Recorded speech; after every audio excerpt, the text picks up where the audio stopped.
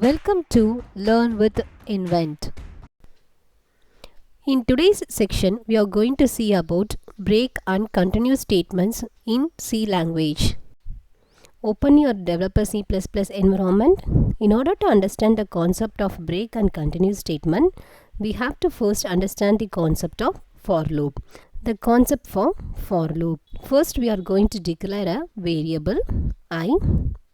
We are going to initiate an I value, which is I is equal to 0.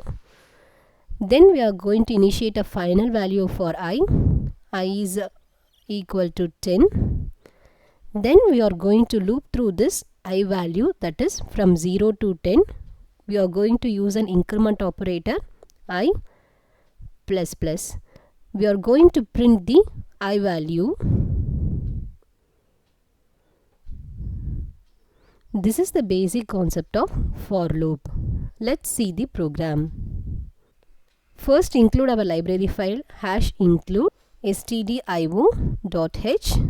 input header file, initiate our main function int main, start the body of our program. My I variable is an integer. Declare the variable int I. Next, start your for loop for my initial value of I is equal to 0, semicolon. My final value of I less than, I'm going to print below 10, therefore less than 10. I'm going to iterate through 0 to 10 using increment operator, therefore I plus plus. When looping through the statement, we are going to print the I values. Therefore, printf I is an integer, %d /n to print it in the next line, comma, my variable I. Compile and run. Now you can see the output from 0 to 9. This is the basic concept of for loop. Now let's take a look at our break statement. I am going to break this for loop when the value of my I is equal to 5. We are going to check the if condition. If I value is equal to 5, then we are going to break out of the loop. Compile and run. You can see just it has printed I value when it is equal to 5. We have to give the print statement after the if loop. The concept is first it checks the for loop. My I value is 0 at the initial step. It goes to the if loop. I is 0, which is not equal to 5.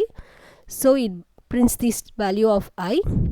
Then again it loops through the statement next, where my I value is incremented to 1. 1 is equal to 5. The condition is not satisfied. So it comes to the printf statement, prints the value of I. Again it loops through for loop. The I value is incremented to 2. 2 is not equal to 5. Therefore it prints the value up to the value of I is equal to 5. It loops through the for loop. At last, when it reaches 5 is equal to 5, it breaks.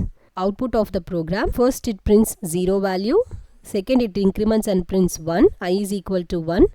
Then again it increments through the for loop. I is equal to 2. Again it increments 3, 4. Then it becomes 5. I value becomes 5. So it breaks the statements and printed the value of I. Now let's see the demo for continue. Remove the break and type continue. You can see the difference in the output. We have got the value of 0, 1, 2, 3, 4, but the value of 5 is missing, where my I is equal to 5, but it continues the loop to print until the last value 6, 7, 8, 9. The difference between the break and continue statement. I have written both the continue and the break statement in different for loops in the same program. Now let's run our program. You can see the output. Using continue, we are printing from 0 to 9. But the 5 value is not printed. But in break statement, you can see the difference. It has printed from 0 to 4. This is the difference between break and continue. We have successfully created a program to demonstrate continue and break statements. We will see furthermore C programs in the upcoming section. Keep coding with Invent. Thank you.